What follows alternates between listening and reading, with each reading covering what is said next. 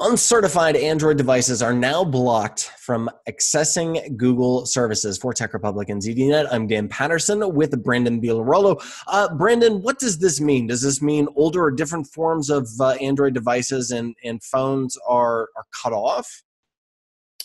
From Google services, yes, but I wouldn't say older devices. I mean, if your device is older, you're probably going to be fine. This is primarily meant to target, Android forks from some smaller manufacturers or overseas manufacturers that are releasing phones that are Android phones for the most part, but they're using a forked version that isn't going to be compatible with some Google apps or is going to be a security risk. So owners of those devices might see a pop-up saying, hey, this is not a certified device. You can actually also check that under the Play Store settings menu and look for device certification status.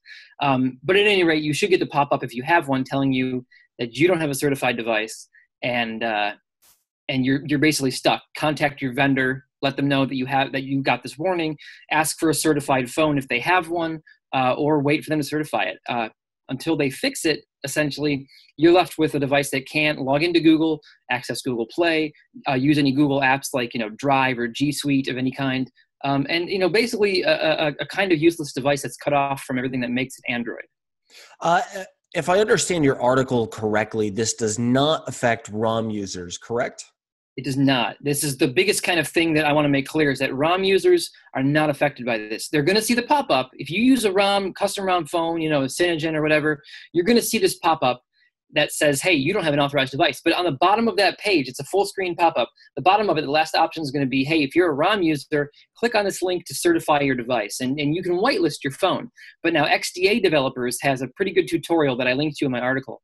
But with a caveat, apparently not everyone who's tried doing this has experienced great success. So it might just be that Google hasn't cleaned the kinks out of the system yet. They've been testing it for about a year apparently, but some ROM users are still experiencing some hiccups or problems figuring out what number to put in there, whether it's like a device ID or something. And there's been different IDs that have gone in, different ideas of what's supposed to go in, and different results. So if you're using a custom ROM, you might have a bit of a bumpy road ahead of you.